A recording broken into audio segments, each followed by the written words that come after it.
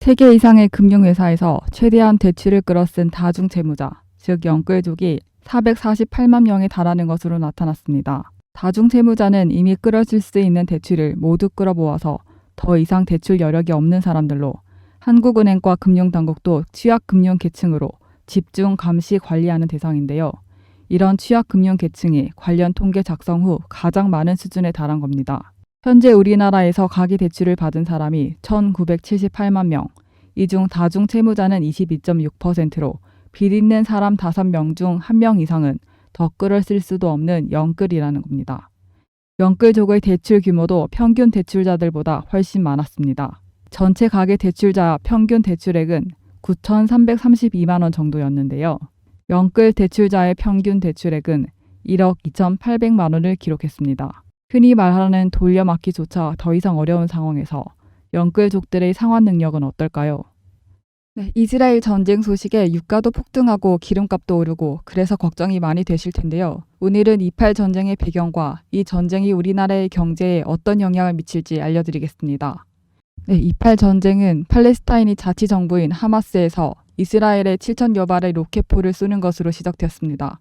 언론에서는 이스라엘이 하마스의 공격을 알지 못했기에 기습 공격을 당했다고 하는데, 이스라엘은 7,000명 가량의 직원에 관련 예산만 3조 원이 들어가는 모사드라는 이름의 대외 정보 기관을 갖고 지고 있는 나라입니다. 우리나라 국정원 예산이 1조 정도이기 때문에 엄청나다는 걸 알 수 있는데요.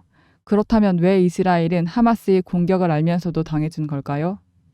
기존 유대인들은 세계 여기저기 흩어져 살다가 1984년에 팔레스타인 땅에 모여서 이스라엘을 건설했습니다. 이러니 사이가 좋을 수가 없는 실정이었습니다. 여기 이 이스라엘 가운데 가자 지구라는 곳이 있는데요.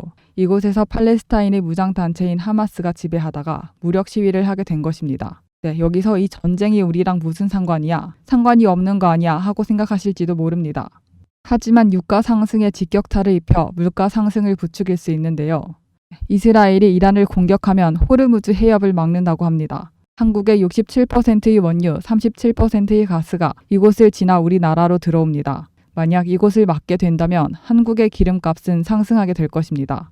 여기서 잠깐, 부자들은 뉴스만 보고 넘어가는 게 아니라 사회적 이슈가 있는 곳에 돈이 몰릴 수밖에 없다라는 기본 원칙을 알고 있습니다. 그래서 이 2.8 전쟁 뉴스를 보면서도 2.8 전쟁 관련주가 뭐가 있을까? 이렇게 자동적으로 생각을 하고 있을 텐데요. 그래서 제가 여러분들을 위해 준비했습니다. 저에게 구독이라고 문자 보내주신 분들께 이렇게 종목명, 그리고 매수가를 얼마대에 매수해야 되는지, 그리고 목표가는 어느 정도 달성하면 매도해야 되는지 그 부분을 무료 추천주로 문자로 보내드립니다. 뉴스를 투자 목적에 맞게 바라보게 하면서 수익 내는 연습을 시켜드리는 건데요. 2.8 전쟁의 추이가 우리나라 원유 가격과 금값에 영향을 미치는 판국이므로 앞으로 뉴스들의 촉각을 다퉈야 하는 상황입니다. 10월 전쟁 관련주는 이만큼 올랐습니다. 하지만 전쟁 관련주만 사면 모두 돈을 번다? 아무나 벌지는 못합니다. 상황이 어떻게 변할지 예측하기가 어렵기 때문인데요. 일례로 흥구석유는 휴전 소식이 뜨자마자 10분 만에 20%가 폭락하는 모습을 보여주었습니다. 그래서 여러분들께 수익 내는 연습을 시켜드리겠습니다. 010-8464-0106 여기로 구독 문자 보내주시면 전쟁 관련주 안전 수익 전략을 문자로 알려드립니다.